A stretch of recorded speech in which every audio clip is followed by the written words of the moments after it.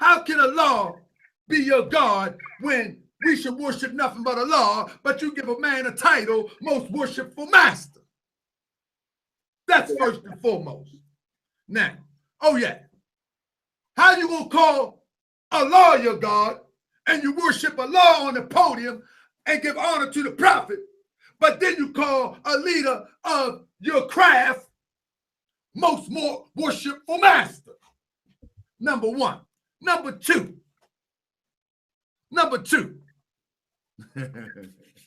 Yeah, I want to see him chat. Now, come on. Number two. Secondly, when we look at Freemasonry, I'm going to get the history, then you can come back in, my brother. When you look at Freemasonry was, how can Allah be the husbandman and you be the son of a widow? I don't know what you meant by that. You can call in, Dinner Mill. Anyway, when you look at Freemasonry, it comes straight out of the Egyptian mystery schools without a doubt. Without a doubt. But in order for you to practice Freemasonry, you have to go to them Europeans and get a charter. You have to go. Prince Hall, he went to Ireland. He got his charter from Ireland. If we are the founders of civilization, what are we going to Ireland for? To call somebody a most worshipful is indication or relative to saying it is so. But why would I call a man my most worshipful master if that's not what I mean? Let's don't play semantics. Anyway, if I'm reading the chat, that's what I'm talking to. I'm talking to the chat. Another thing, if you're a member of the Moorish Science Temple of America, and you're a member of a lodge, and your Grand Sheik says, I need you to go here. Now, your most worshipful master say, at the same day and time, I need you to go here. What do? Are you for the holy and divine prophet? Or are you for your most titled, you're a worshiper man, but the title man, most worshipful master? I'm not splitting hairs. I'm just saying, if you are saying that you are a Moorish American, then it's some responsibility come with that. You can't serve two gods. Now, mind you,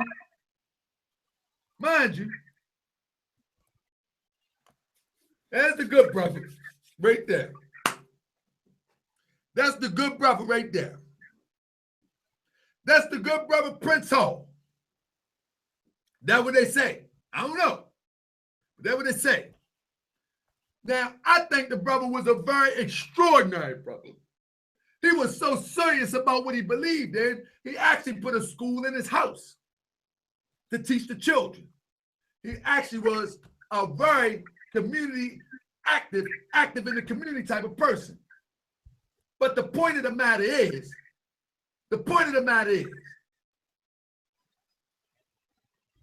hold up, let me see. Freemasonry is a choice. Why the effect on your decision? How can you say don't play semantics and your semantics on your argument? No. It's a question. I'm going to let you call in. It's a question. Hold up. I'm going to let you call in. Let me get the number real quick. I'm going to let you call in because I don't want to go back and forth in the chat.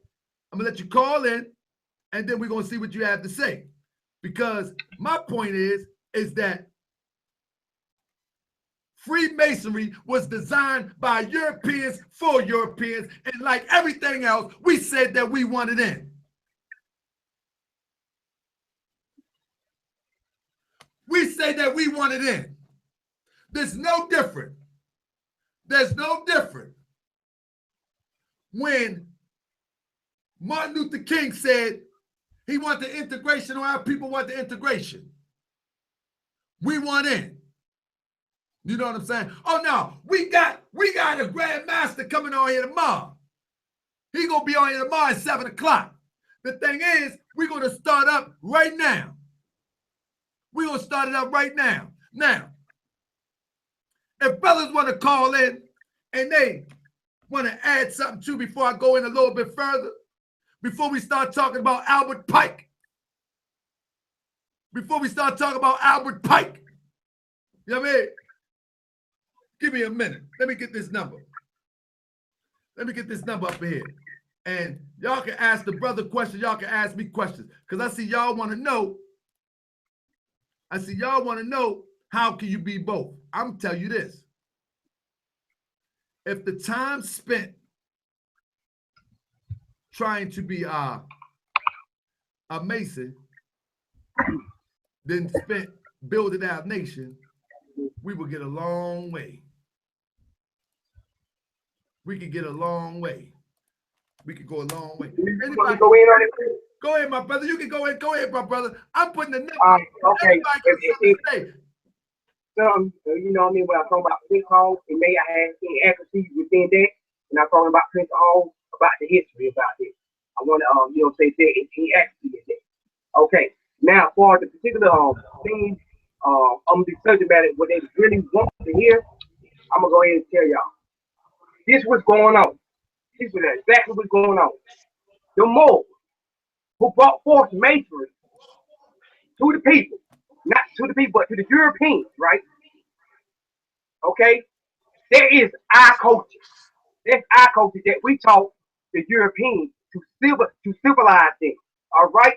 So, if that is your culture, and you understand that's your culture, why will you have to go to the European laws to take an oath? That's right. Take an oath when that is your culture. That's the problem. All right? That is the problem. And you know what they do when they get into the European laws? What they had to do the same way we had done then, right? Okay? Or making them walk. Brother Mike, that's what they want to hear. They want to hear, where's the conflict with Moorish Science? Because I'm looking at the chat. You know what I mean? They want to hear the conflict between Moorish Science and being a Mason. My brother Valentine L. Islam, my brother, he said Imhotep was a Mason. Well, I don't believe he called himself a Mason. Imhotep called himself a Mason with all due respect. Nevertheless, the craft or the mystery system in which Imhotep used, the European grabbed that, adulterated it, and they used it to control the world and the masses. So why would I want to enter into a field that is used to control and manipulate the masses? Right. That's just like a person telling me that, you know what? I am a part of this religion, but this part is good. It's not like that. But it's used to control and manipulate the masses. Like you said, follow me. So go ahead, my brother, carry on. You can't serve two masters. You know what I mean? You either on the right, okay, or you on the left.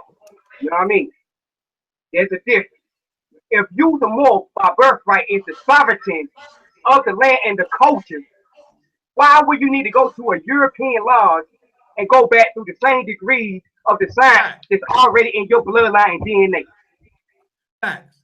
See, that's what they want to hear, my brother. I thought, you know what I mean? I was trying to see and let you go, my brother. But as I'm looking at the chat, it seemed like everybody want to know, why is it a problem to be a Moor and be a Mason? Because the Prophet Noble Ali says that I am the revealer of the light. Matter of fact, he said we call these sons the revealer of the light.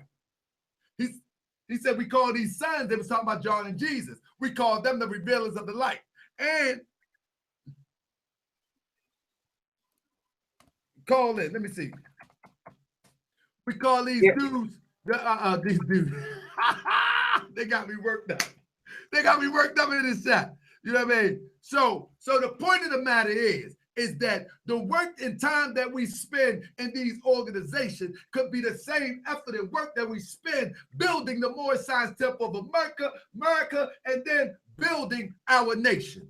That's where I'm at with it. Why do I have to go into an organization that was founded by Europeans for Europeans, stole from us, and then flipped upside down, and for Europeans, Why should I have to do that when the Prophet Noble Drew Ali came with the Moorish Science Temple of America for us to do the same thing?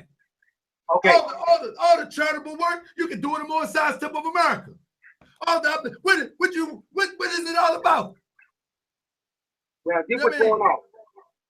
The Europeans, the Europeans had distorted the history and information and the knowledge. See, what they done, they take numbers, 666, 33, 13. They take the numbers and they make them, they distort the meaning of these numbers and the languages that comes out of masonry and make it look bad. So they got everybody who paying attention to Freemasonry thinking that the culture bad. So see, now you got the people wondering, thinking like the culture is bad. This is some satanic, devilish stuff. I'm not even gonna go there. I'm not gonna go there. So by them distorting the culture and making it sound or look bad, you got people drawn away from the truth of the science and not understanding the history and the science behind it. You know what I mean? So that's what particularly what's going on. They distort the numbers and the words when it comes to the history about more history and the science of it. So you got a Mason, which was brought for the Europeans. You got the Moors who taught the Europeans Mason, which is the sovereignty. The sovereignty grant and inspector of that. You know what I'm saying? Which is the highest degree and got the right of Freemasonry, of 33 degrees.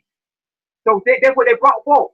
If you're the sovereignty, which is the authority of the land of the culture, why would you go into a European law and something that you taught and go back and do something that you already taught? Would that make sense?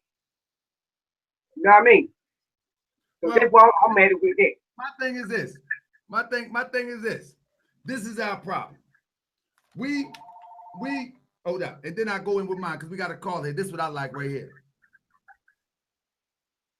Islam, family, peace, and love. Yes, sir, my brother. How you doing, my brother? I'm all right, brother. This is Jude Nazareth calling from Tokyo, Japan. What's up, my brother? Shalom. Shalom, brother. Shalom. Let me get a few words in. I'm with the brother. I ain't gonna be long-winded. Let me get the word in. Hey, brother, let me say this though. Let me give a disclaimer, brother. Let's all be respectful. We all family. I don't want nobody. I know that people get worked up, people get heated. I just want you to kick some raw information that can assist the people, and we move from there, my brother. Peace. Yes, sir. Yes, sir. Absolutely. All right. Yes, sir. All right. First off, let me just state that Freemasonry, as we know it today, was created in June 24th, 1717, at a bar called the Apple Tree Tavern. They started to create 4 more lodges, right? So original Masonry had 3 degrees. Now listen, these 3 degrees are originally come from the Torah. It comes from the Torah. The Knights Templars were digging underneath the temple, the ruins of the temple, found scrolls. They were illiterate. They made a deal with the Muslims, who I'm assuming, if I'm not mistaken, maybe somebody knows Islamic history at this juncture better than I do, but I'm assuming that the custodians of Islam at this time were the Turks, who were illiterate. They could read. So the deal was, since the Muslims could read, because they had the Quran and the Templars were illiterate, they kind of had a little joint venture going. Now, I'm an Israelite. So after our people fell and we got moved off the land, they came in and formulated their own degree system, which you can get a book called The Hierarchy, written by Christopher Knight and Robert Lomas, who were also Freemasons, and they also speak about this. Now, this started in 1717. Now, let me keep going. At first, it started off at 3 degrees. Then it started off, then they added on. So-called Jews began to create degrees in Jesuits, and they brought it to 25 degrees. Then they added on more degrees, and it came up to 33. Now, he's talking about the 33 degrees are referring to the spinal cord. That's all well and good. The point of the matter is the 33rd degree is not necessarily really a degree. It's like a military thing to tax and govern the rest of the degrees. Because I'm not going to call these figures for the Masons who were out there. I'm just saying, you know what it is in the 30th degree. Everybody else is just misled and give you improper interpretation of the symbols. Now, let me say something real quick. Now, a lot of people like to assume that Masonry just deals with buildings, churches, and buildings and architecture, things like that, right? And to a degree, on the physical side, that's exactly what that is, like stonemason, right? It's your operative mason and speculative. Now, they got this when they figured out how the Torah was actually written in 3 degrees. Like let me give you an example, right? We have Israelites who just say, keep the laws, keep the laws, keep the laws. But they don't understand that the Torah is written in a degree system to raise you up from the dead. You can check Hosea chapter. I ain't going to preach. I'm saying you can read it's always a 3-day trip. It's always 3 days steps for purification. King Solomon's temple had 3 floors. Noah's Ark had 3 levels. Hosea chapter 6 says in 3 days you should come back and live. So who people improperly call Jesus in the Dead Sea Scrolls, he's called the teacher of righteousness. He was teaching Israelites the degree system that Moses was teaching Israelites when he had been initiated. Now, let me say something real quick and I'll shut up. You good, my brother? Carry on, brother. All right. People say that now listen, ancient Egypt, and I tell people this all the time, they were dealing with the science of Kundalini. But they were not the only ones who were dealing with that. You have the Brahmins from India who were dealing with that and other people. Now, I'm not going to get into any of all that, but I'm just saying that is some physical type of stuff. Now, let me explain a little bit about the original Masonry. Like, for instance, there's a password in Freemasonry called Mahabon, which is an English rendering of the Hebrew word Ma, which means what, Ha, which is the, and it's Bana, or Bane, which means son, or builder, or understanding one, because the word Bayaman and Bana and all means son, building, and understanding. So, like for instance, like in Masonry, they have the square and the compass, right? Well, we use the plumb line and the ruling, the measuring stick. We have these different tools. Now, for anyone who is in the lodge, for instance, like we call it the Ark of Alliance. They're really referring to the Ark of the Covenant, which signifies the mind fighting against the lower self. You have the 2 golden cherubs. Even though they say alchemy, which they get that from the Torah. Everyone knows, you should know, that copper is a non-valuable metal. It's a common metal. It's not any value. It's you know what I'm saying? So we have this copper altar that we sacrifice animals on. Now, the Most High don't require animal sacrifice. You are the sacrifice. You are to kill off your lower self. You know what I'm saying? And ascend higher, elevate. Right? So in our degree system, the first degree is the copper altar, and you got Jachin and Boaz. Jachin means to establish, Boaz means in strength. So you could establish your mind in strength. You come to the porch, or the alarm, which means silence. Like you're supposed to prepare yourself and be silent because you're about to enter into the holy place, which is the house of instruction, the house of 7. And you go in there and you learn the signs and symbols of the Torah and there's a Sufi, there's a Sufi, you know what I'm saying? Like the Sufi, they don't just do the literal law. They know that there's a mystical interpretation behind the dead letter, so to speak. So then you go from, that house of learning holy place and you ascend to the Holy of Holies. So to wrap it up, Freemasons, we got discontinued from our heritage. They took our degree system, added on more degrees, and they're making them up at random, mind you, okay? Making them up at random. Like, just very, like, Albert Pike just selected certain ones and he revised them and took out certain things and made it more universal. Because it used to be a Jesuit and Jewish. The later degrees were Jesuit, Catholic, and Jewish. But Albert Pike came in and revised it to make it more cosmopolitan, to where other people who might be offended from whatever religious dogmatic whatever and whatever. So this is the Freemason you get today. So with that, Sean Vaughn, brother, talking about whatever. Now I'm gonna make a response video. I'm gonna be respectful, but this is a subject that needs to be brought out, I think, without telling anyone secrets. If you're a Mason and you have these 4 secrets, I know you're secret. I ain't gonna talk about all that.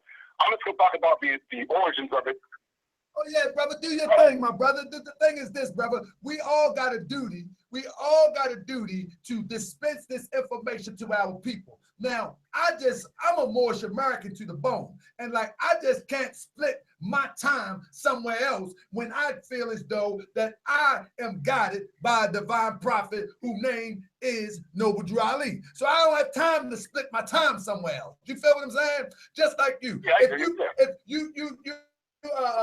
you're Israelite. So, if I'm wrong, excuse me, but what I'm saying is you have your school of thought, you have your guidance. Why would you split that time if you feel as though that your guidance has came from the Most High?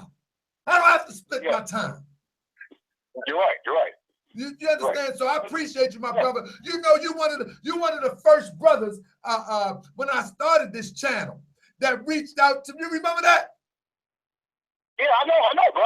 That's right. I told you, I'm a strong supporter of the channel. That's right, my brother. And I remember when you reached out to me, you said, brother, I don't really rock with the Moors, but I'm going to take these videos down because of you.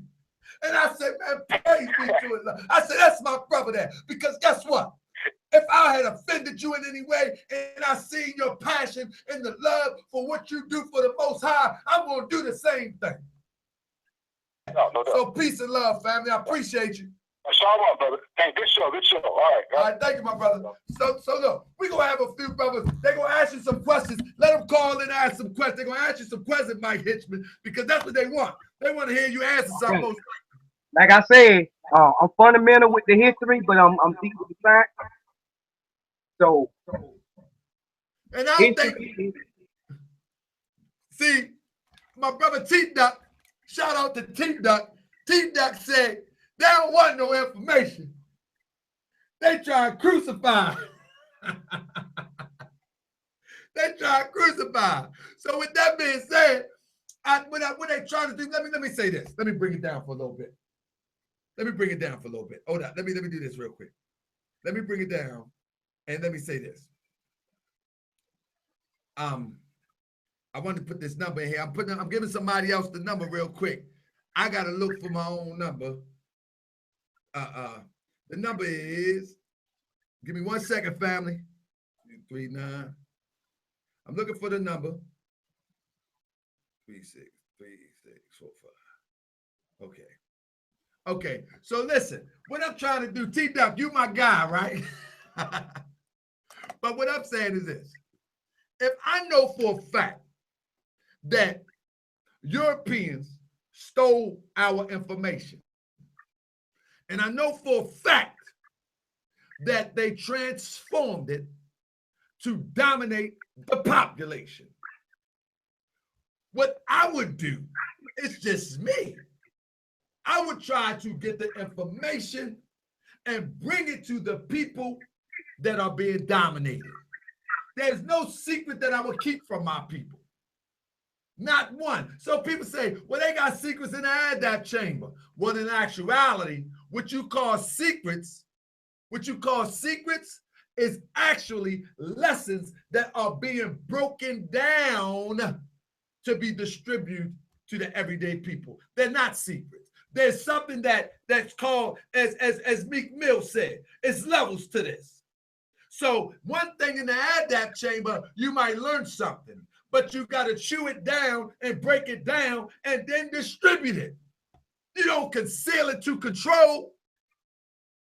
You know what I mean? You don't conceal it to control. You don't conceal it to dominate. You don't conceal it to perpetuate the oppression that our people is now under. You don't do that. So when people start talking about his secrets in the Adap chamber, nah, you're wrong. You ain't never been there.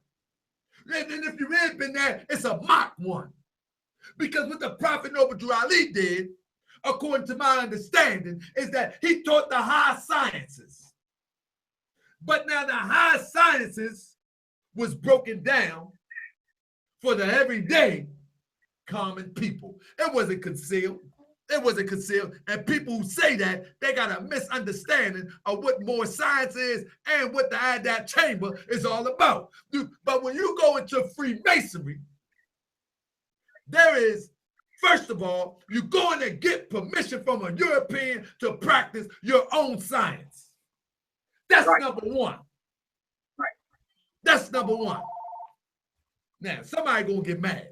They get mad, brother. I'm waiting for them to ask questions. I'm reading the chat because we can't even go into the lessons too long because the chat is jumping off. So here we go. Peace and love, family. How you doing? Yes, sir, my brother. Let me get you on this mic. I got another call, but how you doing, my brother? Who I'm speaking with? Tell the people who you are, where you calling from. I'm calling from the area. This T-Dot, lover, T-Dot. What's up, my brother? What's up, Mo? Talk to me, brother. I know. I don't know if you are Mason in the crowd. I don't know, brother. I just love your spirit from in the chat.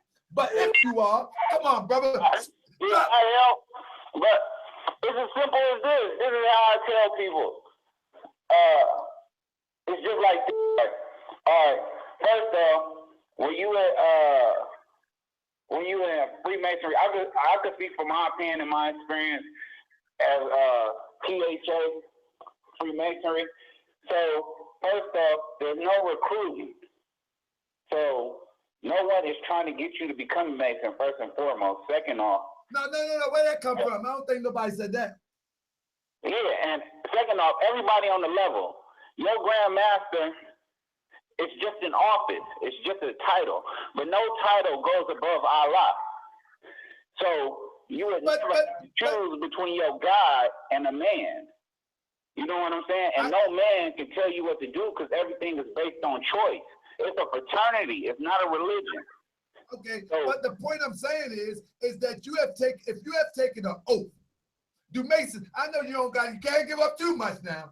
Do a Mason take an oath? Yeah, that's another misconception. It's just an obligation. Like I said, you never voted choice. So how can you take an oath? Because that leaves you with no choice. You know but that's what I'm saying. So I think that's where the confusion lies. If someone says they take an oath, you know what I'm saying? But it's a misconception. We know what an oath is. You understand what I'm saying? We got Google. I Google oath. I'm not being facetious. I'm real talk. If I said I'm joining this organization and I have to take an oath, that oath is one way. We can't water down what an oath is, brother T. Come on, brother. Oh no, I'm not at all. I like I said, we don't take oaths, we take obligations. So going back to it, so it's encouraged for you to participate in, whatever religious thing you're dealing with because it's dealing on spirituality. A lot of people think that it's supposed to be secret and it's a science, it's a culture. It's none of that. It's just a brotherhood. It's just like the boys club. It's just like a gang. The only difference is purpose. One is designed to do charity, one is designed to do crime. You know what I'm saying? It's just like a boys club for grown men. And I don't see why any religion would have a problem with that. Are you a part of the Moorish Science Be of America? Nah, y'all not out here. If y'all was, I would be. Yeah. Okay. So let me tell you something. If you was a part of the Moorish Science Be of America, do you think that you're able? Do you think he said it's not an oath, it's an obligation? All right. But okay, I got you. But I heard it was an oath. I may be wrong. My brother, I gotta trust what my brother said. This is just a conversation. I keep telling brother, stop being so sensitive and so personal. It's just a conversation. But T-Dot, if you was a member of the organization called the Moorish Science Temple of America, why do I have to be a member of something else when our people are dying at an alarming rate? And we are talking about nationality, we're talking about helping, uplifting, father humanity, all the things that you're doing. Can't we bring that over to the Moorish Science Temple of America exclusively? I would have to say, bro, that it's not about that. See, the whole misconception is that it's this great knowledge, it's this secret science that don't nobody want anybody to have. It's a real talk. real simplistic. It's nothing different than being at the boys' club. But what I'm saying is, we have been sent a holy and divine prophet, right? And when we sign up, whether literally or figuratively, when we sign up, we say we are uplifting for humanity. Why should I have to split my time when our people are being oppressed, shot by police, and all of these things? Why can't we build up this divine system designed by a prophet of God? That's all. That's my argument. My argument is we don't have time for no one else. Just like we don't have time to nationalize Europeans with a nationality, we don't have time to dedicate to other organizations in other place when our house is burning down. We don't have time. That's my argument. No, and I hear you, and you're correct in feeling that way. But if you understand, see, you taking it as you got to pick or choose. Like it's a religion or something. It's not a religion. It's just like if you and your homies hung out at the corner. You feel me? If you and your homies hung out at the corner, say, we going to meet up at the corner every Wednesday, twice out the month. We just gonna hang there. That's it. I'm trying to get you to see what it really is. I get that. Be all this other stuff, bro. I get what you're saying. It's just a brotherhood, brother. I get what you're saying. Together, connecting, networking. It has nothing to do with your religion. You can't even come into the lodge and speak about religion or politics. No. But did you take the oath? Let me ask you a question. Did he take the oath? Did you take the oath? Henchman said, did you take the oath? He said he took an obligation. Okay, let me break you down right there. It's not an obligation. It is an oath. And what you done, I can tell you what you done. You went in the European lodge and sold your birthright to the Europeans. That's what you done. And what you had to do, you was blindfolded and you was in a room, and what you had to do is find the short and curl. The high priest in there, to go in there and take that oath, blindfold, the same way the Moors done the Europeans.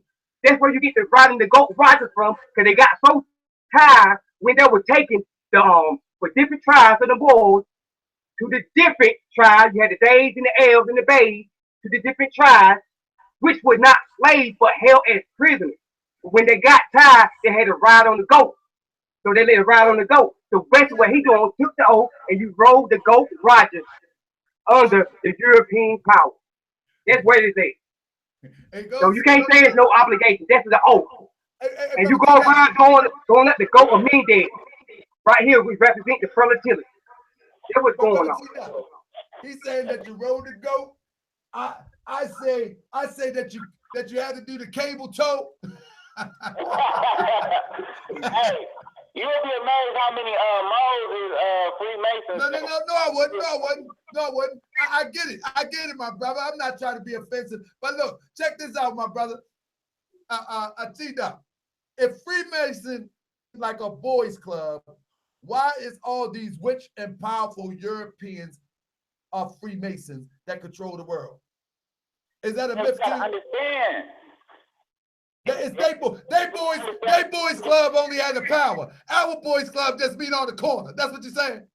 Nah, what I'm saying is that like anybody can start a lodge. It's levels to it. It's like me and you right now, all three of us to be like, you know what, we're about to start it. So we go to the city, we get it approved, we Masons. Now people can't discern us whether we got no, T-Duck. T-Duck, I think you're wrong there, because in order to really be an official Masonic temple, you have to go to England and get yourself a charter. You don't go to no city. Right. You have to go to England. You have to go to one of them lodges over there in Europe to be an official, respected lodge. And that's the problem. You got these unofficial people. It's the same thing that you got these paperwork moles. But you know what I'm saying? It's the same thing. Like anybody, people recruit. They got females coming in the lodge. Like they doing all types of nonsense with it. They selling degrees online. Right, but what I'm saying is, brother, you sound like you in a good, like fraternity, a college fraternity. The Masons that I'm talking about, they hide big secrets and they run the world. And I want to know why we can't take that information and put it into the Moorish Science Temple of America and build our people and our institutions, our family, our community, and in the world. Man. Oh, I hear you coming from. You think it's some information. It ain't no information. Brother, you telling me Bill Clinton ain't got no information? Okay, hold on, real fast. Ain't got no information. The only information they got is to make a good man better. That's my God. It's not gonna help no women. It's not gonna help no children. It's gonna make a good man a better man. That's it and that's all. It ain't no real information. The only thing that people get caught up on is they read these books by these people who want to sell books, and they know people fight on conspiracies, so they throw it to them, and they buy these books, and they all confused. So, brother, are you telling me, and I'm gonna let somebody else to call in a minute. So, are you telling me that you telling me that Masons have no real power, no real money, and no real influence? Is that what you're telling me?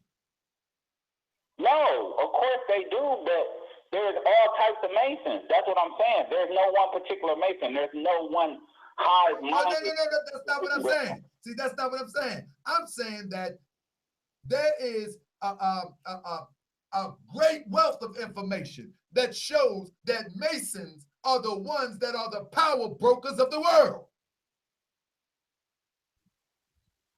You follow me? I hear what you're saying, brother, but you got to listen to your information sometime. That's all I'm saying. Oh, all right, my brother T. I appreciate you, my brother. It's just a conversation. One love. I want somebody else call in, and we're going to get somebody else's opinion real quick. I think this is a hot topic. Tomorrow night on Moorish TV, we have a Grand Master that's going to be in here. This is just the wetting your whistle to get you started. I don't know much about. Peace and love, brother T. Talk to the people that said, I don't know a whole bunch about Freemasonry. That ain't my thing. You feel me? Islam family, give me 1 second. That ain't my thing. But I do know that I'm a Moorish American Muslim, and I know what the Prophet over Ali bought, and I know that it conflicts with me to dedicate my time, my efforts, taking oaths, cabling toes, and all of that stuff when I need to be in the temple or within the paradigm of a holy and divine prophet to uplift my people. Hey, Carl, are you there? Islam. It's not who I'm speaking with. It's Brother Talik L from out of Jersey. Brother Talik L. 28. It's not. That's my good brother Talik L. Brother Talik L. I got my brother Mike Hitchman in there, and we're going to wet the whistle of the people until tomorrow when we're going to have our other brother on that was a part of the craft. Nevertheless, my brother, chime in with me, brother. Talk to me. Last time you called, we had a beautiful conversation. Chime on in, brother. What's going on? First of all, let me start off right. First, I rise and I give high praise to Allah, supreme source of all in the universe and all existence. I rise and I give high honors to His illustrious noble Prophet Noble Ali. Peace and love, everybody. Islam. I just want to say, for me, I'm not a Prince Hall Mason, but I did join what they call the ancient Free Moorish Rite Masonry. I joined that. I'm also a member of Group Social Fellowship Incorporated. That's actually a social fellowship, but by definition, a fraternity based out of college, even though we have big grad chapters around the nation. But what I want to say is that when it comes to Moorish science, and I said this to my brothers in Groove, that I would choose the movement over Groove anytime. And it's not to be disrespectful to my brothers, but it's the fact because it's a holy divine movement, and it's dealing with greater cause than what Groove is doing. Don't get me wrong, because it was Groove that woke me up. It's part of my process of waking me up, because some of the brothers that imparted knowledge to me, and I told one brother that I would use Groove to impart knowledge to some of the brothers, because that's a time of fellowship, and it ain't no better time to really impart knowledge to a brother when when it's time to fellowship, that's the best time to impart knowledge. But from there, when it comes to masonry, masonry, from what I learned, it was when you're dealing with the prophet, it's really an unnecessary move to actually join once you're in the Moorish Science of America. And the reason why is because, first of all, I'm gonna say this: I have a lot of brothers who are Masons in the first hall, and they'll tell you that everything that you learn in the lodge, everything you learn in the lodge, you can find on the internet. You just gotta know what you're looking for. Nothing really truly good. It's just the fact that you don't know what you're looking for. But the prophet knew what it was. The prophet knew what it was, and he knew what we needed, and he put it in our Moorish Holy Quran and our lessons. See, the difference with Moorish science is catered to alleviate us from the shackles of slavery, mentally, physically, psychologically, and so on. So it's to alleviate our souls from the sluggish will that took on a new form from slavery. That's what Moorish science is for.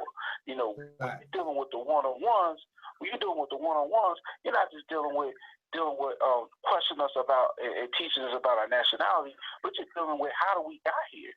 When you're dealing with the Byzantine, you're taking the head of the dragon. He's timetabling events in our lessons on where we should mark ourselves and where we are presently and what to look out for when you're dealing with the one-on-ones. When you're dealing with the Moorish Holy Quran, you're dealing with the time never was when man was not.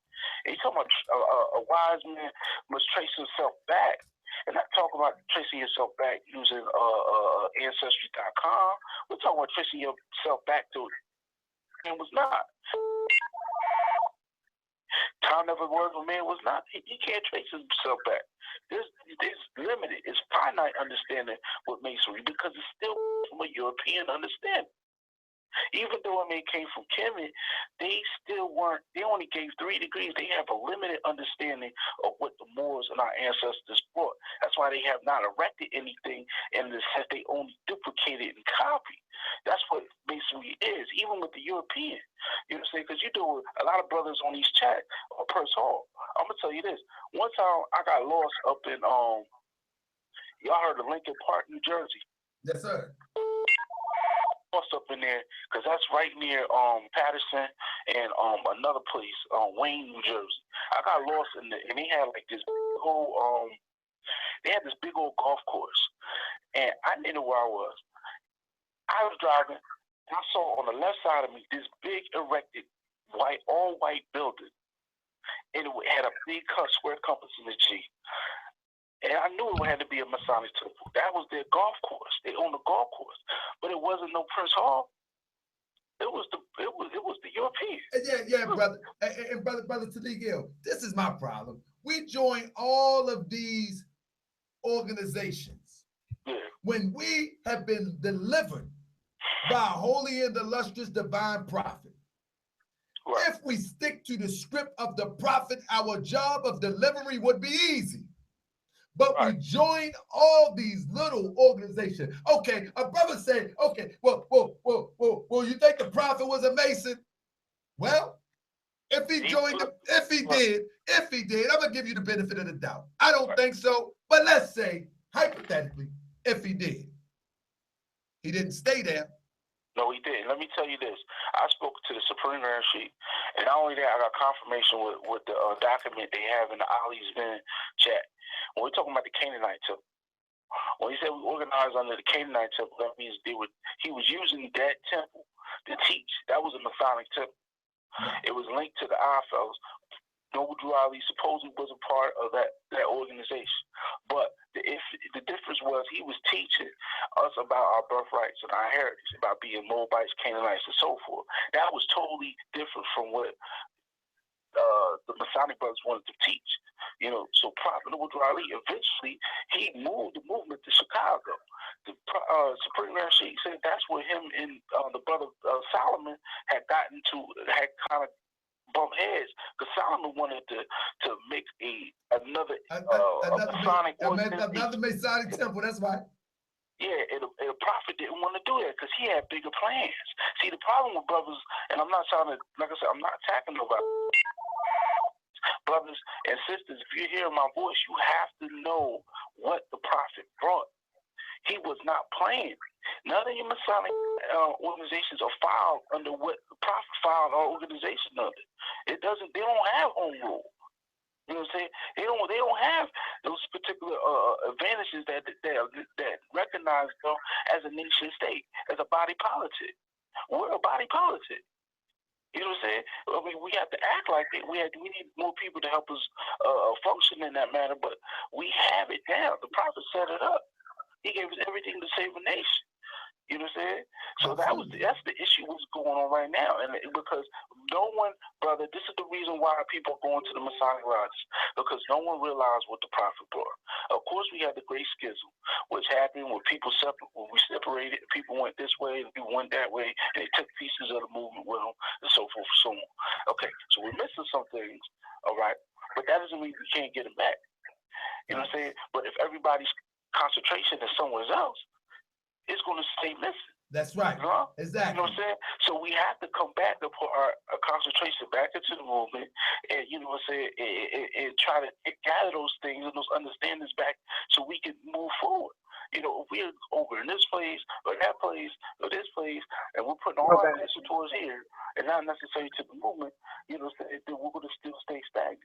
That's the issue. Everyone's complaining about the older generation. We're going to be the ones to take that. Wear that on our back to get also on the card, you know, as far as not being stagnant and stuff, because we're going to the lodges and all that. You know what I'm saying? The lodges, like I said before, they cannot teach you their nationality. You know, you have Moors who think they can join the lodge. And brother Tanika, don't go nowhere, brother. I want to say this. I want to say this. I let my brother Mike. Brother Mike, you want to chime in real quick? I got my brother. Hello. Talik, you still there? I'm here. Okay, now I got my brother Mike Henchman in the chat. I want to see if he want to chime in real quick. I'm in. Okay, good, brother. So I want to say this. If the European, this is all I gotta say. If the Prophet Noble Ali says we are returning the church back to the European because it was created for their forefathers, for their earthly salvation, it begs the reason that anything that the European has brought, even if they stole it from us, it begs the reason we should leave that alone and go under our own vine and fig tree. It just begs the reason. If the first Mason or lodge was developed and put into place by Prince Hall, ask yourself, who did Prince Hall go to get permission?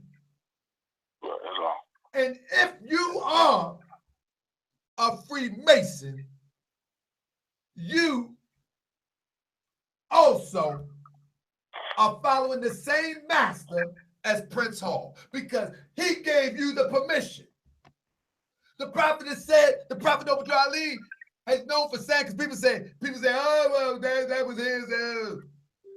But we hold this to be true, that we can have a power and authority from the Holy Quran and that. If you are following something that has been handed down all the way down from Prince Hall, and he got it to a European. He got it from a European. He asked a European, can I do it? He asked a European, give me permission. Please help me, European. Let me do this. I need you to give me this charter so I can do this. And he got it from the Irish. Now, it makes me a little bit understanding now why they wanted to nationalize that Irish guy. Because Prince Hall got his charter from the island, from a lodge associated with Ireland. Right. From the Grand Lodge. So it makes me kind of wonder now. I hope ain't nobody, who's that peeking in my window? Now, nobody now. I hope they ain't peeking through my window as I dispense this information. But it all comes together now that somebody would be up and raw, ready to go to war for nationalizing an Irish European or Irish American, so to say. And then come to find out, up jumped the boogie. Up jumped the boogie. Prince Hall was initiated into Masonry by members of Lodge number 441, the Grand Lodge of Ireland, on March 6, 1775. Up jumped the boogie. Go figure that one out. Right. Go figure that one out. So if it's been passed down, he went and was initiated on Lodge 441. Then it was passed down and passed down and then passed down and then passed down. Why don't we just go to the Holy and Divine Prophet? Right. That's all I'm saying. Islam. Yeah. Why don't we go to the Holy and Divine Prophet? He's a prophet of God. What can a Grand Lodge or a Grand Worshipful Master do be more major than a Holy and Divine Prophet? We lost confidence. We lost confidence, man. We need to get that confidence back. That's what this show is about. Get mad. Talk to me, Talik Hill. My brother Mike say he with us. Brother, chime in when you get ready, Mike. Come on, Talik. Hey, Talik, call me on my cell phone. I'm going to let somebody else call in. All right, I'll call you on the cell. Yeah, call me on my cell. All right. Yeah, we're going to get somebody else in here, too. All right. Islam.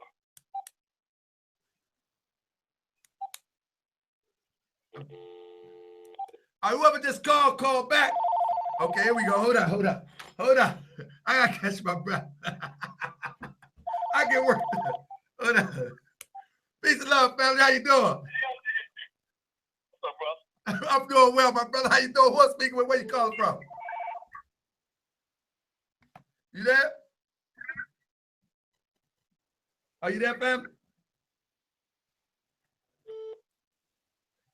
Brother Talik, you there?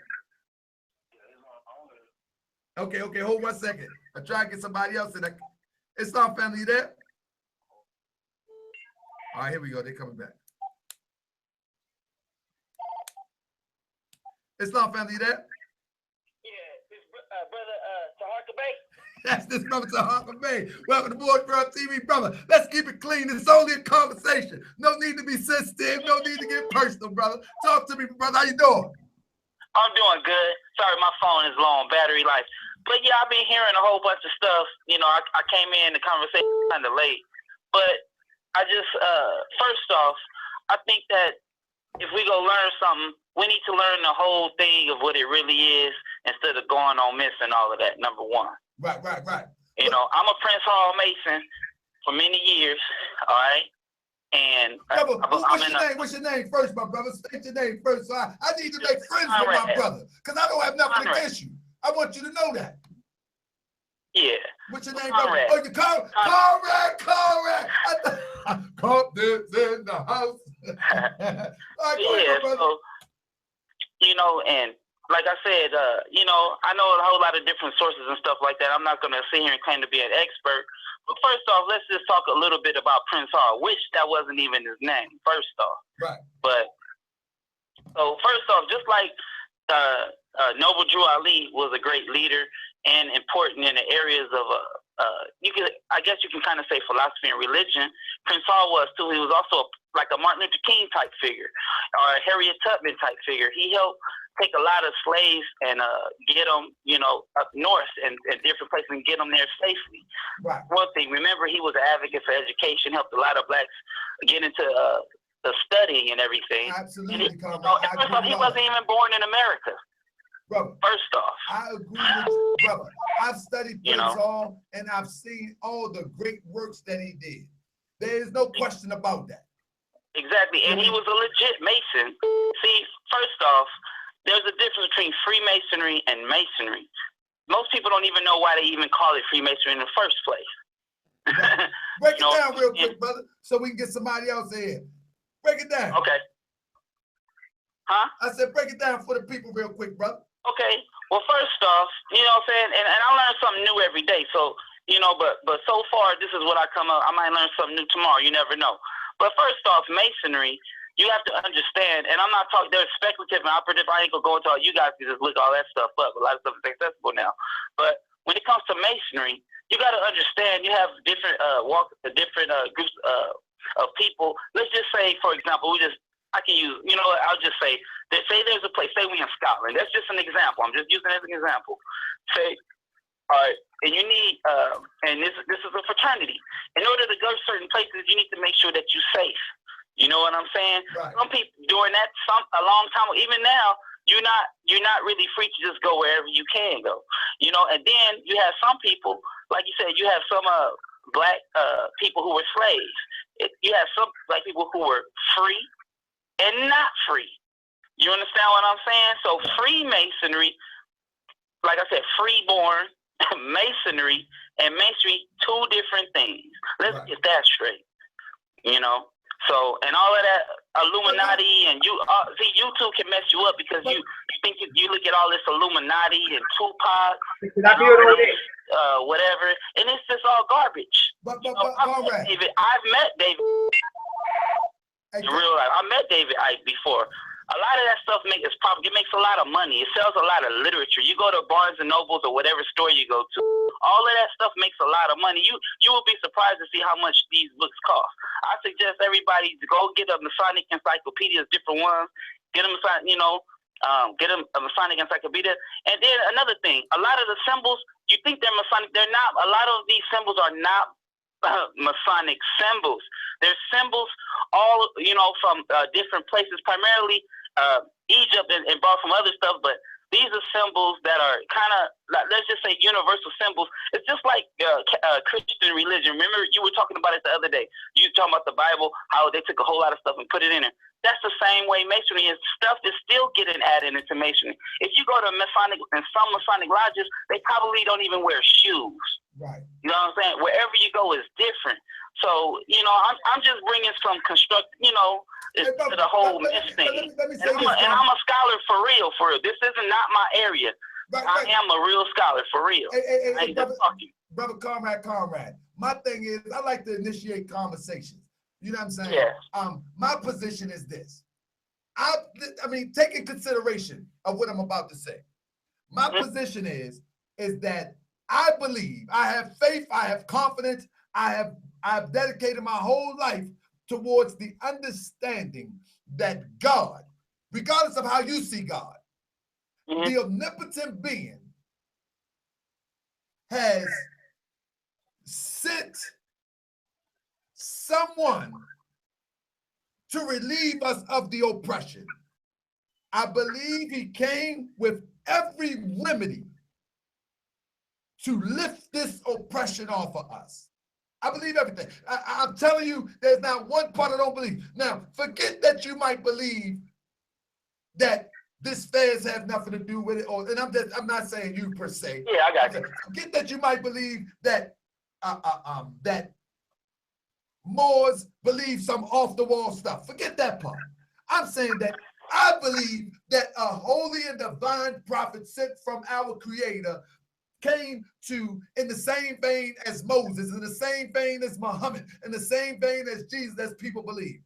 I believe you have all the answer. My point is, if you're saying you are more, I don't believe we have much time to play games in other places, because the purpose of the Moorish Science Temple of America is to uplift fallen humanity, and our work is never done. And within the constructs of the Moorish Science Temple of America, within the constructs of the Moorish Science Temple of America, we have too much work at home to build. You follow what I'm saying? My point of view? Yeah, and that's where Masonry, as we know it today, that's where it comes from, the Moors. Exactly. I have no problem with that. But what I'm saying, what the Prophet Noble Drew Ali laid the foundation for, the things that he has done, we in the Moorish Science Temple of America believe that he's a divine prophet, that he has all the answers by the will of Allah, that he has the basics of the answers, he has the most complex of the answers. From the basic, we can build to the complex. So my point of the matter is, the condition that we find ourselves don't give us time to be in the boys' club. As my other brother said, it's like a boys' club. You understand where I'm coming from? Are you talking about Masonry as being a boys' club? That's what the brother said. He says it's like hanging out with your buddies. Well, first off, I don't, I know people, I always say I'm a Mason, but I don't hang out with my buddies. Number one, you know. I think he was saying figure. I don't mean literally. I think he was saying figuratively. But Masons, you gotta understand, Masons are just people. Just you might be Mason, I don't know, but a person, it doesn't have anything to do with how you live. But you're considered a leader in the community and stuff like that. I mean, look, if it wasn't for Prince churches, you wouldn't even have AME churches. Who do you think created it? Exactly. And guess what they doing to our community and the minds of our people? But that's another topic. Brother Comrade, I appreciate you, my brother. You know I love you, brother. I can't wait to come out Cali. Let me get another call in real quick. All right, thank you. All right, my brother. Peace and be well, my brother. Brother Talik Hill, are you there? You there, my brother Talik? Hold on. Yeah. All right, hold on. Somebody was calling in, my brother. Did you hear? Yeah, I'm there. Hey, brother, I think that's why people get upset and get so bent out of shape, because they know that you can't serve two masters. They know this in their heart. Islam, peace and love, family. Who's that on the phone? Islam, family. Call back. You understand what I'm saying to you? My phone acting funny.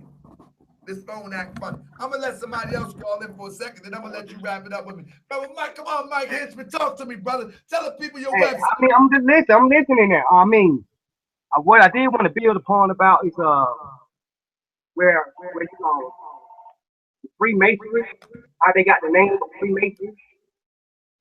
Like when the Europeans. Let me take this call first, Mike. Always let's get the call first. Islam, peace and love, family. Talk to me. You hear my brother? You hear me? Yes, sir. I can hear you well. Let me tell my brother Talik to call back after you. Brother Talik, are you there? Oh, all right, you good? This phone was breaking up real quick, and I wanted to get you in before we wrap out. I'm gonna let Mike go. I'm gonna take this call. Probably take another call. Hold on right there, my brother Talik Hill. I need you to wrap it up with me. Okay, my brother. Tell the people who you are, where you calling from, what's going on, fam. My name Aaron from St. Louis, man. What's up, Aaron? Talk to me, brother. Share something with the people, brother. Let's try to keep it respectful, brother. All we doing is having a family conversation. You know, back in the day, Aaron, that was the time, brother. Back in the day, I appreciate all the conversation that the guys, you know, that the people been putting on the chat, man, and everybody is talking a lot of good information. Yes. I just wanted to just kind of get in on that concept of the whole concept of Freemasonry and Moorish Science and dealing with, you know, any type of camps that we're dealing with. See, a lot of times, man, hello? I'm working. I'm listening to you. Yeah. A lot of times, man, we talk about like what information is accurate and what information is false, or who originated something or who didn't. And see, a lot of brothers probably wouldn't have went to the Masonic order if a lot of the Moorish Science Temple brothers was a lot more active. And me, you had a conversation. Hold up. Hold up. I ain't talking about my brothers, because no. Hey, brother, I love the truth. So I want you to say that again. I love the truth. And I'm going to say it again. A lot of brothers probably wouldn't have even went to the Masonic order if the Moorish Science brothers was a lot more prevalent in the communities. Facts. Since they wasn't, we had to find another way to get to some information. Now remember, facts. When you look at like the whole concept of Prince Hall, a lot of people don't understand. Just because, you're right, he did go to the White Masons, he did beg for a charter. And we talk about that even in lodge right now. See, people in the chat room are talking about what's real Masons, what's not. No, when you're in a real Masonic order, we know what's not real and what's real. But the fact is that we know that he had to kiss him behind.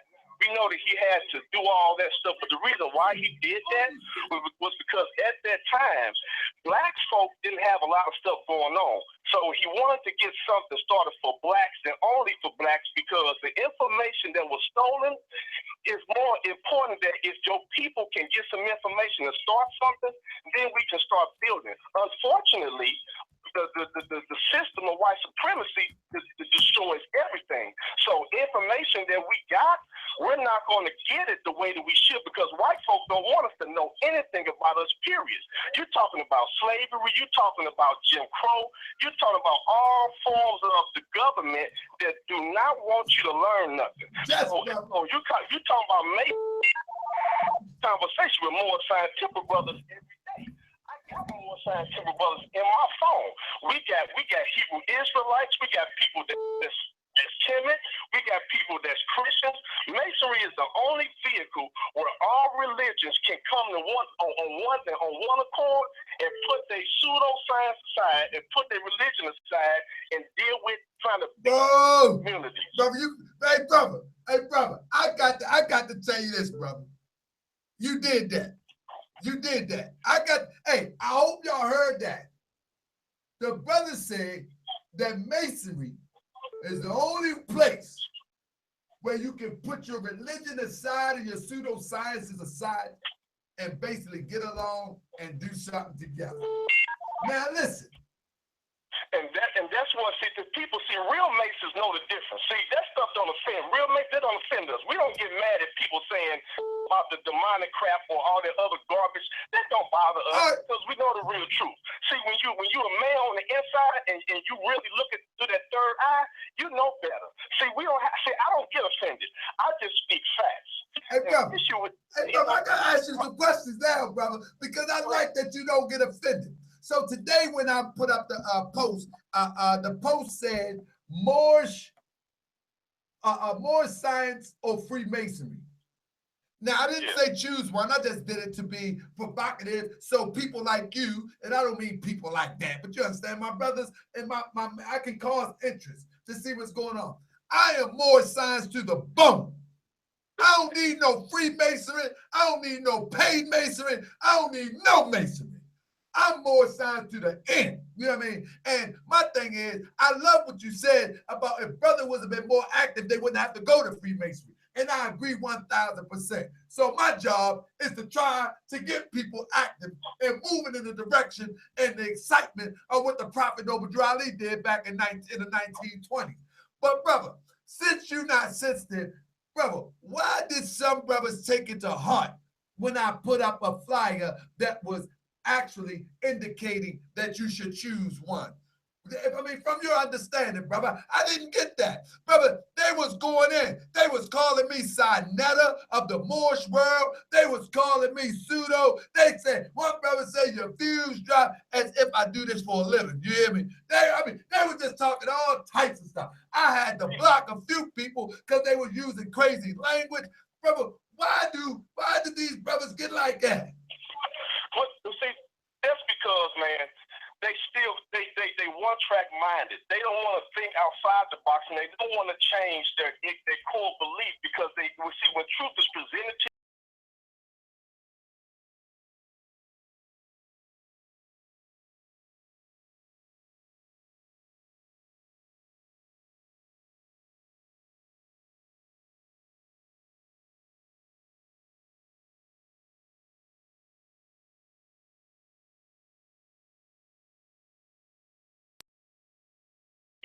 we're not trying to figure out who did what back in the days.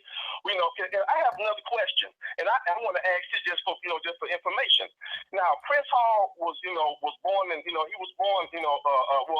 started the live started in the late 1700s, but then you talk about Noble Jew Ali in the 1900s. So build the gap between that. Why is it so many years, 100 years away from him bringing him being a prophet and opening up the people to the knowledge? You know what I'm saying? What happened between that time? Where was the information that we was lacking between that time? Because see, that's my point is. That's why Masons we have such a conflict, because between 1775 and up to 1900s. How was the information getting presented to the neighborhoods? How was black folk getting taught, and how was we able to take care of ourselves from white supremacy? What was happening? So that's the issue that I want to know. Who was doing the footwork between 1700s into 1900s, all the way up into the 2017s right now? And see, so this is why we got to start learning how to be on one accord, so we can stop the little nitpicking crap and get to the basis of how we can help build communities. That's why I respect you, because you talk about how to build. You don't talk about the stuff staying on corners and not doing something. You talk about building. And that's why I respect what you do, because we can talk all the stuff we like.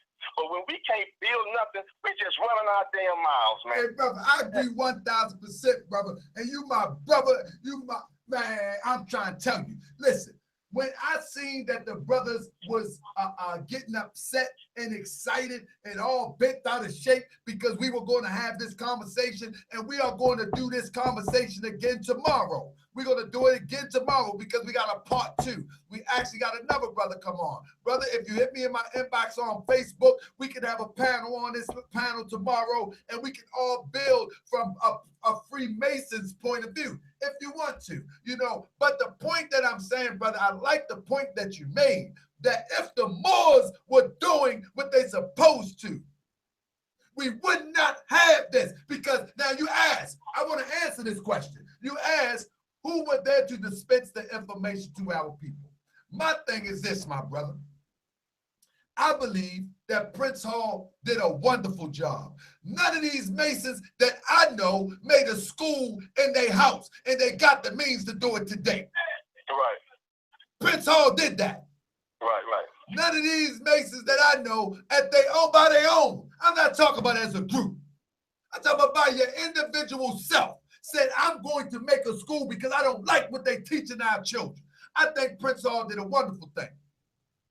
But now, when 1913 come around, and those who say that they are Moors realize that we have been visited by a prophet of God. Not you, if you're not a member of the Moorish Science Temple of America, but those who said that they've been visited by a prophet of God. Guess what it's time to do, my brother? Right. I'm going to roll with the prophet of God. And you know what? That's too, man. My dad, man, he brought me up going to the Jamaat. He's a Muslim, and I said, why he never took me to the Moors brothers? And you know, and it don't matter, because however I arrived at it is when I arrived at it. You know, I'm just grateful that I had an opportunity to even, you know what I'm saying, see what you was talking about. Now I can actually start filling in the blanks, brother, because for real, man, I'm trying to grow. Hey, brother, and guess what, though, brother? Where you say you from again? Huh? I say, where you say you from again? Missouri. You from Missouri, right? I got my brother Talik Ill on the phone, and we've been talking about how we can go around the country. So when I come to Missouri, if you are Mason, do you got my back so we can start teaching our people? Because you have the information, and plus you might know people that can help us get a piece of property so we can begin to put these schools and all these things into place. Man, brother, I'm dealing with a lot of brothers, man. I have a lot of you know, access to a lot of brothers, sisters, man. So, you know, you told me to text, or you told me to email you. You can email me at taharkabay@yahoo.com. And family, if I don't get right back to you, work with me. I am trying to build this platform so we can have a platform for us. You can call me the Sinetta of Moors all you want, but this is our platform. And I'm telling you, I don't get on here to offend people, but it's a Moorish platform, but it's for everybody. I love Moorish science. Get over it. I appreciate you even putting a topic there, man. A lot of people, they so close-minded, man. This didn't offend me. I was happy you even talked about it. That's why I couldn't wait to get in. Yeah. I appreciate it, man. Please, so thanks, man. brother, please, my call, brother, please email me at taharkabay@yahoo.com so we can begin to make these connections, so we can go and put this information out to the public, and we can put mortar to the brick. If you're a Mason, brother, I need you to put the mortar to the brick with me. Yes, I'm a Mason, brother, and I will help you do some building for sure. Most definitely. Peace and love, family. I look forward to your email. Talk to you soon. I hope you be around tomorrow, because we're going to do a show tomorrow at 7 o'clock. Peace and love. I'll be there. Thanks, brother. Peace and love. All right. So I want my brother Judah to call in before. Are you still there, Talik? Brother, I got to give you the link to the chat, brother. I got you all. Hey, so listen, man. When we start a show, right, I want all y'all brothers in here, all y'all sisters in here, listen to this. When we start a show, this show is organic. You know what organic mean, right? Organic mean that I think of a topic. I talk to my brother Mike Hitchman, and I say, brother, you got some knowledge on the subject. Come on in and add your portion. I'm going to add my portion. My brother Talik callers call in. The point of the matter is we're having a conversation, family. We're not condemning nobody, but know for sure I am a Moorish American Muslim. I don't see necessary for me as a Moorish American to be somewhere else. Not saying that ain't for you. I just don't see it for me. Peace and love, family. Are you there? Yes, sir. Yes, sir. Brother Talk Bay right here at you, brother. What's speaking with? Oh, this is Judah again. I'm sorry. No, brother. You good, brother. I'm glad you could get in. When I get this phone thing hooked up, let me tell you, if anybody in the chat know how to hook up Google Voice, I want y'all to email me, talkabay@yahoo.com, and help me out so we can get more people on the line. I got another computer right there. I'm talking like I'm from down south. Right there. I got another computer. I got another computer that I can put on at the same time. I can put Skype on one. I can have the phone on one, and we can have a conversation with people in the chat. We're gonna build this up so we can really get some information. You feel me? Okay. Yes. All right. So with that being said, my brother, dude, come on, my brother, talk to me, brother. I see you was heating up in the chat. Yes. Brother, there's a certain few brothers who are calling in, and they are not necessarily being truthful. This whole speak of this just being a fraternity is a complete lie. Now, let me say this. In the late 1800s, early 1900s, when you had Prince Hall and in the 1930s, Elijah Muhammad, then they joined the Masonic Lodge. When they began to rise up in the higher degrees, they began to understand that, wait a minute, this is not for us. Like, they understood that. I'll give them that. Right? So I agree with you about you don't need, if Moorish Science has a degree level and science and mathematics and geometry, that's not necessarily secret, but where it's like, on pain of death if you reveal them. Like, our people need, it starts with the mind. So like you guys said, you guys don't keep your knowledge necessarily secret like that. It's the same way with Israelites. We call them mashal. Mashal means we're allegorical, parabolic builders. So we're not Freemasons, but we're builders of what we call the temple of the heart and mind, right? Let me address something real quick. The Masonic brothers who called in were trying to hide something. Now, the secret, they say, we owe obligations. So you take an oath, you swear on pain of death not to tell the secrets of each degree, which is just nothing but like there's no real secrets of it. It's just that the secret is you're just swearing degrees to, or you swear loyalty to the oppressor. That's what you're doing. This is not just a boys club. That's what you loyal degrees people are led to believe. Now I'm going to tell you, if anybody can find this out, you get to the 30th degree. Now every Mason probably shaking his balls right now, but you know where we're going with this. You go into that room, you have a table, and you have 3 skulls. You got a skull with a laurel leaf, which signifies Jacques de Molay, who was the Grand Master of the Templars. You got a skull with a tiara, a Pope's tiara, and a skull with a crown. And it's so Pope Clement V, 4th Defender of England, and Jacques de Molay, the Grand Master who got burned at the stake by the Catholic Church. Now, so if this is just a boys club, then why is their aim and goal, which every person who attains the 30th degree, if you figure it out, you know that their aim is to attack religion, government, and private property and take it over and make it Masonic. That's what it is. And not only just that, it's against what we call the so-called black man. It's against it. Because the whole thing is about, when you see that G on the apron covered over their middle area, it's about the generative powers. That's why they have like the pyramid and the triangle. It's just like regeneration, right? Now, if this is not against the so-called black man, Albert Pike also started the KKK, and he was the 33rd degree revisionist of the Scottish Rite system. Where they used to cut off some so-called black men, their generative powers, or their penis. So it is white supremacy. Like, without a shadow of a doubt, other brothers have figured this out in the past, and they left and made their own organizations and left Masonry alone. So, I don't know if I'm online or anyone heard that, but these Masonic dudes who are calling in are trying to hide what's really going on. So, with that, thank you for, if I'm out there, I don't hear myself. But, absolutely, brother. Everybody can hear you. I appreciate you, my brother. And hopefully you inform me about this show one of these days. I come on there and say something. I don't know what I'm going to say. all right. Well, thank you, brother. Thank you. No problem. No problem. God bless. No problem. So listen, family. I ain't gonna take no more calls until my brother Talik Ill call this number back, brother Talik, because my phone is gonna go in and out. Call the other number back real quick, and we gonna go close this out. All right. It's not family. Family, listen. I want y'all to do me a favor. If y'all can do it, it's not, man. I'm trying. Hey, that's brother Talik. You there?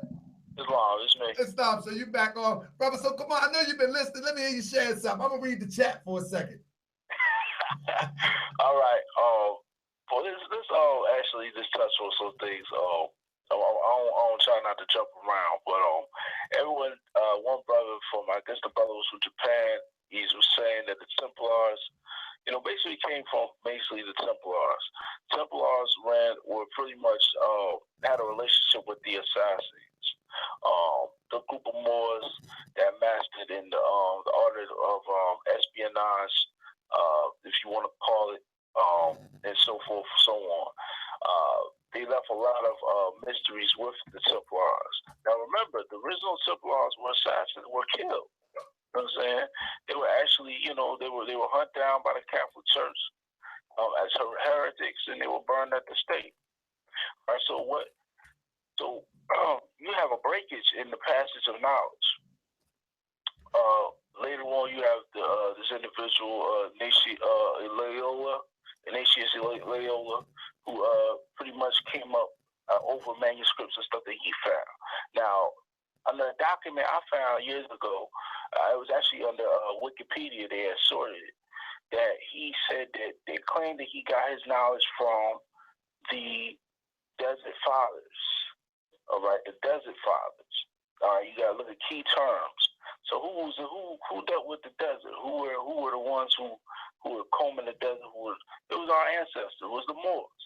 They were probably misnomer Berbers or so forth. So just to make it a long story short, Masonry derives itself mainly from, like we said before, for our foremothers at the time of the medieval times through the Moors. All right, mainly a lot of stuff that they hold is Islamic Sufism in a sense, because before you had Masonic orders, what was throughout Europe and different places was Sufi orders or tariqas, what they call tariqas. In order to get through those tariqas or orders, you had to go through some rituals. You had to pledge your allegiance to the sheikh then, you know what I'm saying, and so forth. And that was only done because of people plagiarizing plagiarizing information. They would plagiarize information, they would misuse it and so forth. So in order the way to cut down on that, the teacher or whoever the information came from, he would say you have to take a pledge of allegiance to me. So therefore, you get these, what Masonry comes from, this type of tradition. But now what it is now is far different from what it started off from. We didn't give them European Masonry, we gave them something else. They turned it into Masonry. They turned it into what it was, or what it is today. And what we're doing, what our brothers and sisters are practicing now, is that what they turned it into. Understand? It's not necessarily something that originated. So people say, oh, Imhotep was a Mason. No, he wasn't. He was an adept of the Egyptian mystery school. He was in the other mystery systems.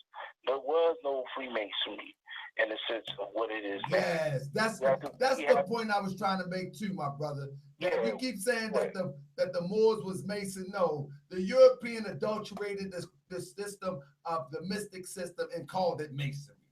Let's stop playing this game. That's what it was. Now, you know, and you had Moors that dealt with the lodges at those times, or dealt with those different people. Remember, they had to keep that information hidden. So you get the secrecies and all that because they had to keep it hidden because the Catholic Church wasn't going to accept all that. So you remember, you have two systems that were at war with each other. Because the Masons, the Rosicrucians don't like the Freemasons. But the Rosicrucians have their own badge of knowledge. Now they're more directly influenced by the Moors and stuff like that because they came from what they call the Christian Gnosticism and so forth, which is what they took from the Sufism, and they embedded inside and changed the whole cosmology into Christian, using the Christian figures and stuff like that in order. It's almost like voodoo, and when it merged into Christianity in Latin America, so it becomes Santeria, right? So it's the same, almost the same thing. Go ahead, no, you good, brother. You good. Because I was going to say this.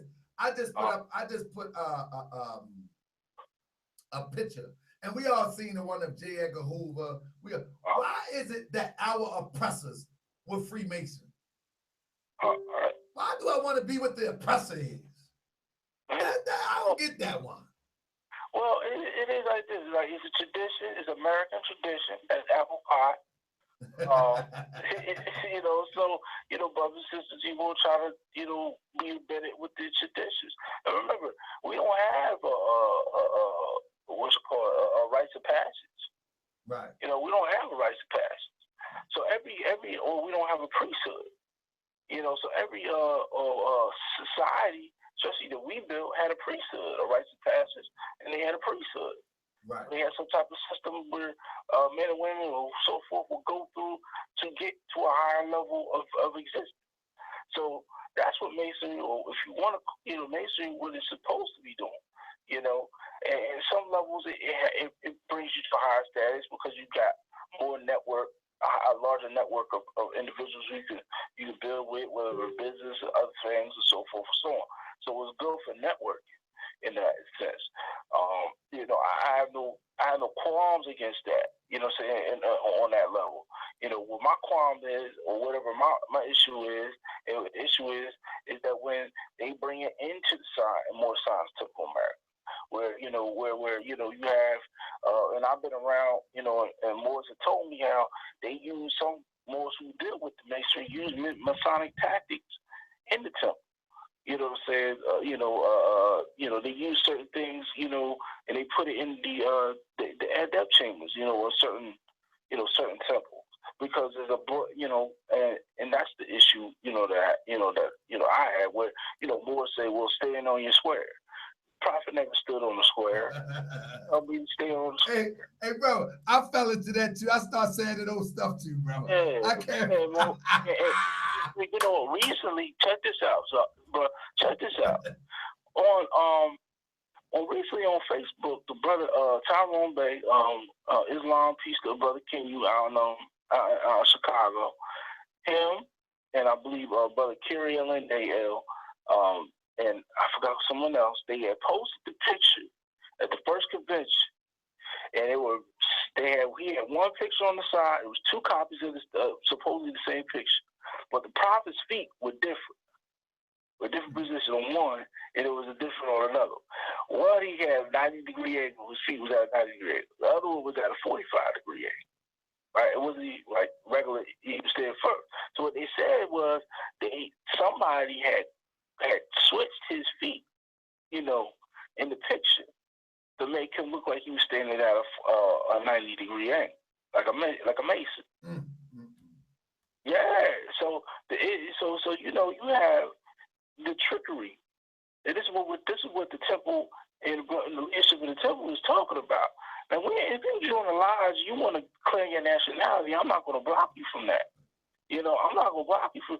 But when you bring in, because of the past history of dealing with the Masons in the movement, it's kind of like a red flag kind of come up, a warning, like, oh, okay, let's see where this brother's going with it.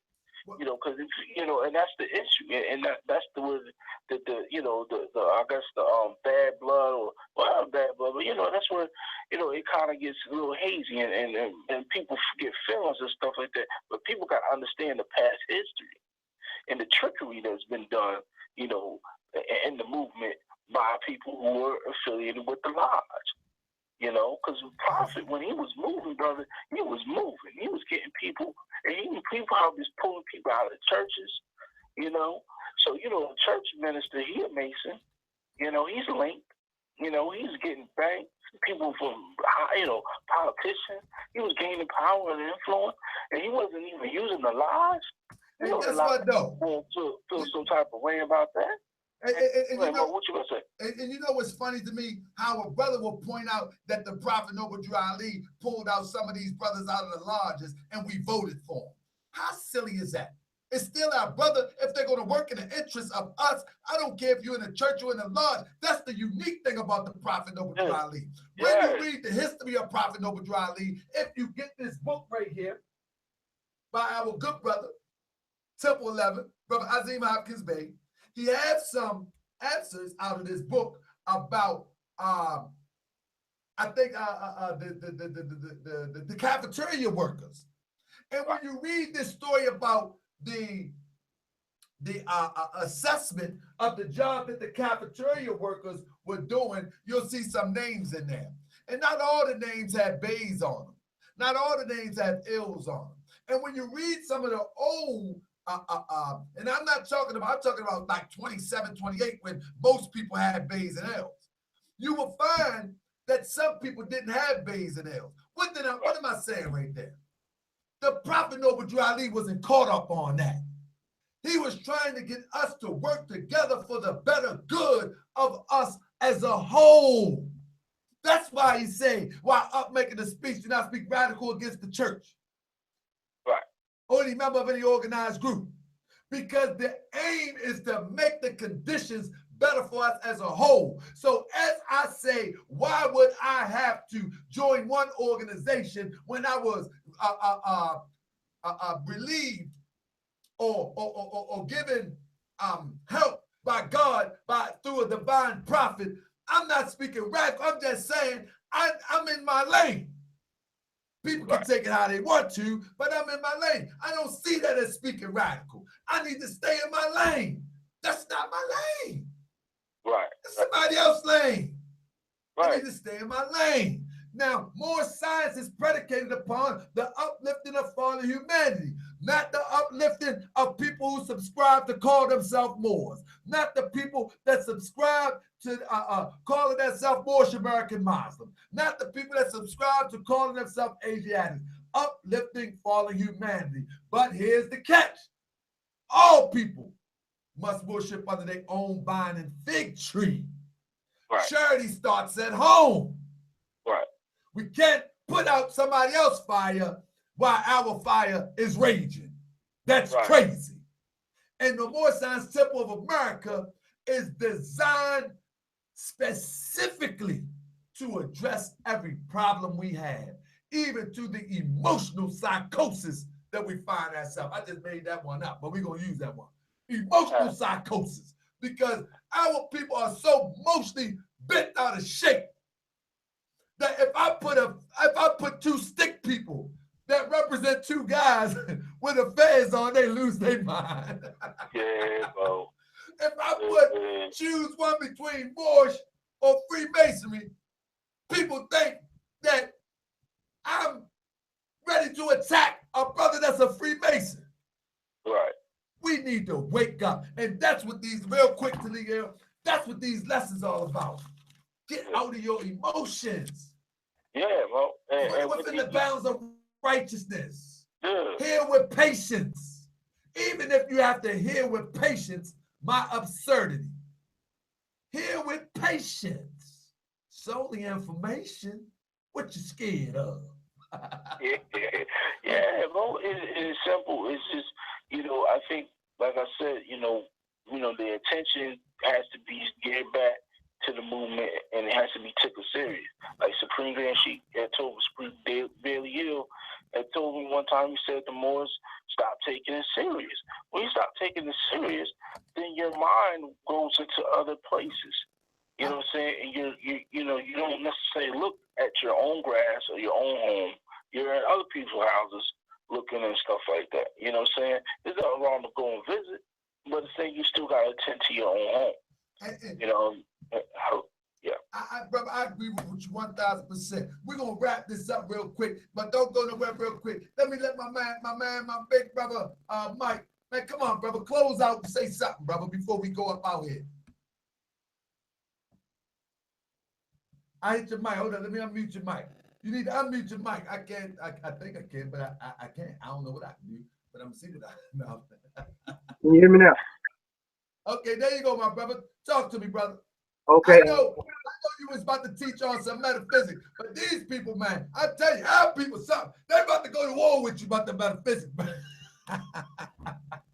Yeah, I understand that, but see, like I said, I'm familiar with the history, but my whole thing was about teaching the science of masonry and more science, how it connects on a scientific level, where it connects and incorporates within the history, the way we use it. That's what I was breaking down, the science behind it.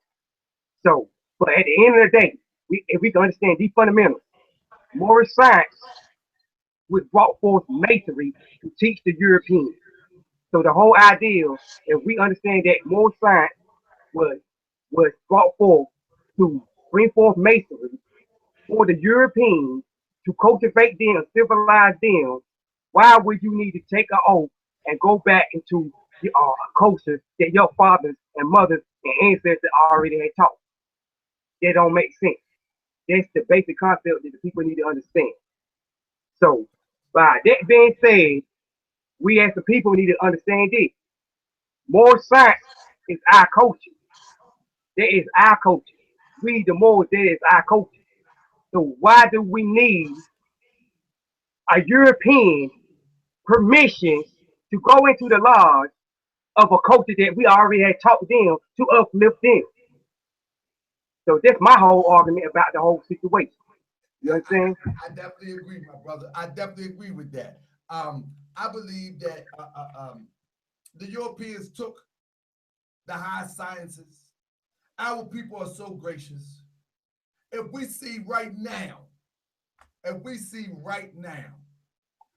group of Europeans, it's not snowing here, but say if it was snowing, struggling in the snow, we will go and assist them Europeans just like they our brother with the same complexion, without a doubt. That's just the type of heart we had. If our people came off as indifference towards other people, it still would be hard for them to stand around and see somebody suffer. And when the European came out of Europe, the colds of Europe, and they came and they looked a little bit weird, possibly. I don't know. I know if I've only seen people that look like me, and then I see somebody that looked different with stringy hair and pale skin like that, I would be a little bit shook. But they probably was thin, because they probably couldn't grow no good vegetables up there. See, they couldn't go. Everybody eat all that old meat. They couldn't grow no good vegetables. See, they couldn't throw no corn. No, they ain't had no corn, man. But you know, Dr. Sebi said don't mess with that old corn. But you see what I'm saying? They couldn't throw their vegetables, and so they was eating that bloody meat. And so when they came down, they looked all beat up and tore up. They had that old no good, raggedy meat on their back. No, I'm just saying, that's a joke. We had already went up there and civilized them. They came on down, and when they came on down, our people embraced them. Our people began to teach them the high sciences, the wisdom of the gods. That's what began to happen. Instead of being gracious, instead of giving back and contributing to the uplifting of people from one corner of the globe, they took it to dominate people. They took it to control. They took it to destroy. They took it to manipulate, to put them on top. So they destroyed the system as we know it. that had us at the utopia, and it was partially our fault because we also chased after the foolishness. And there's no different today. As we continue to chase after the gods of Europe that mean us no good, we will continue to be separated. We've been visited by a divine prophet, and he has the answer. It's very unfortunate that some places don't have a temple. It's even double unfortunate that we don't have the passion of the Drew Ali in a lot of temples. But it's on its way. Brother Talik Gill, take me out, my brother, and I'll take a few words out at the end. All right, Islam. Like I said before, just to camelback off with information that Masonry in its totality, what it is now is different from what our ancestors left the European, and what it is just their interpretation of what we left them. There is no hardship towards a brother or sister who wants to join the temple that already is in the lodge or Eastern Star and so forth and so on. But we, the thing is that we question, what are you bringing into the temple and the movement? Know that what you're about to embark on is separate. You might see some similarities, but at the same time, it's different, and you can't mix the two together within the temple. You know what I'm saying? Once you come into the temple and so forth, it's a different understanding. You're actually you're actually understanding your science from, a person who looks like you, Islam. So what we want to do, and like I said, come into the temple, learn what it is. We don't stand on our square. It's none of that. So forth. Hey, Brother Lee, all right, bro, I'm telling you, I got the habit of saying that. Sometimes I still slip and say it. I was about to say it tonight. Yeah, we don't stand on. No, yeah, I had to stop that too, but that was because we don't know each other. And that in the Masonic culture had seeped into the movement. More started bringing it in. So that was the thing, and that's the only problem. That's why the message I want to get out is don't bring it into the movement. You know what I'm saying? Don't bring the culture and those, the secrecies and those type of things that goes on within certain lodges. You know what I'm saying? And this be front. Some will be using the Masonic order and the Masonic information, whatever, so on, to outdo their brother or do their brother wrong. We can talk about that tomorrow. Hey, brother, when you gonna come on here? When you gonna come on here with me, brother? On the panel, brother. Tomorrow? Yeah, I'll come over tomorrow. I'm gonna give you the link, brother, because I want you to give this brother that's coming on tomorrow some of them questions, brother. Yeah, brother Israel L. Yeah, definitely. Yeah. So can you tell the family on that way out a little bit about the brother, his little history with the lodge or with the Moorish Science Temple of America? Brother Israel L. is a sister grand sheik out of Texas, Temple 21, Dallas, Texas. He basically his past is that he's a past master, worshipful master. He's a what? He's a worshipful master and a 32-degree Mason former. So he's been in it, Prince Hall. So he knows he pretty much could tell you everything, pretty much about Masonry. So he's definitely a good source.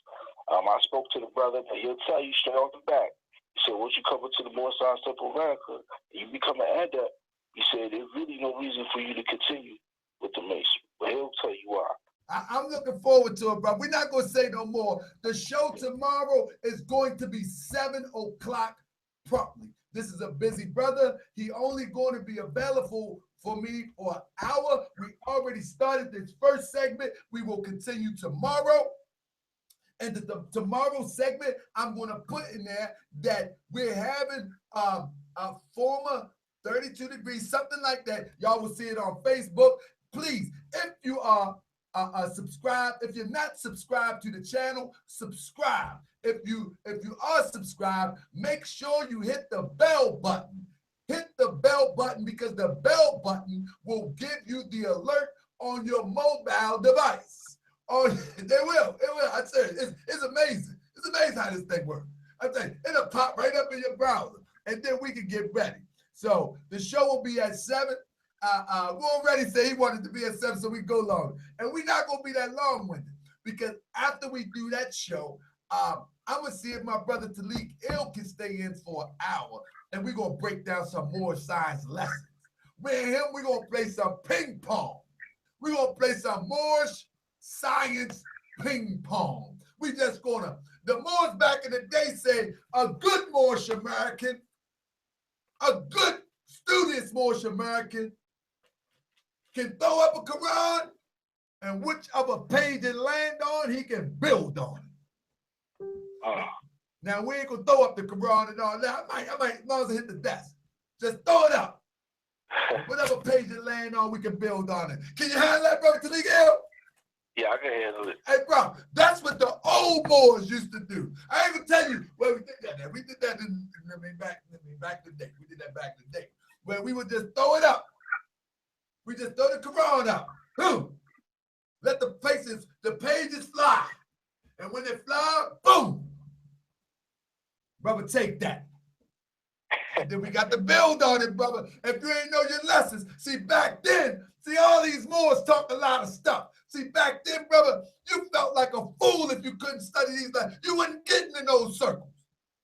Right. Brother, you had to, like a brother said, you got to read your nationality card. Well, let me tell you something. A brother was on the show and I read the nationality card. He said, you in the movement, they nationalized the European with a nationality. But he tell me that you're a Moorish American and you got to read the nationality card. Let me explain something. The reason why I try to read everything that's coming from a Moorish perspective, because a brother, shout out, peace and love to my brother David Zill of the state of Maryland. Brother David Zill, he said when he declares his attention over the podium, he said, if I say something, and it's a custom in our temple here in Baltimore, Maryland, as well as Temple 13, as I say something wrong, let that be on me. And the brother go further to say, he said, because sometimes in my teeming thoughts, multiple thoughts, I may slip up and say something that doesn't jive right with the prophet. That's the brother saying. So as I'm on this show and I'm all worked up, I'm all fired up with that holy zeal, in my teeming thoughts, I may misquote. Not because I don't know. I've been in more since 1990. It's not that I don't know, but I'm all worked up. I'm fired up with that holy zeal. In my teeming thoughts, I may misquote. And in misquoting, I might mislead. We have to be careful with that. So I try to read everything. So we're going to throw this up tomorrow, and we're going to read everything. With that being said, I want y'all to be around for part 2. Share the link, because tomorrow, people going to be mad. This next ad that I put out is going to get people worked up again. We got a 32 degree coming to talk to me. Brother Talik will be here. If Brother Mike want to come in, he's welcome to come in. We're going to ask any question. I think Brother Mike Hitchman probably has some questions for a brother that says that he's a 32 degree or former 32 degree Mason. I think he might have some questions for. What do you say, Mike? Well, my whole thing about modern day form of Masonry today, what I can tell you from inside source, they must take an oath. Ain't got nothing to do with the obligation. They must take the oath. And the oath is swearing to a secret. It ain't no way around it. So when they sit there, they claiming themselves as masonry, say they're Mason, you took the oath. Ain't no way around it. You took the oath. So that's my whole argument about that. You took the oath. So why would you take an oath when this culture of Moorish science was established by our ancestors? Why would you do that? Exactly. That's my whole thing. Exactly. So, family, peace and love. I'm about to sign off. We're going to do this tomorrow at 7 o'clock. We got to be here sharp because the brother's got to be in. He got to be out. I'm probably go on at 6:30 to get everything heated up because I know if I say 7, ain't nobody coming into 7:30. And the brother going to be all heated up, and that's going to be that. So we're going to roll with that. Peace and love, family. I'm ending the chat. I got to go. Let's go.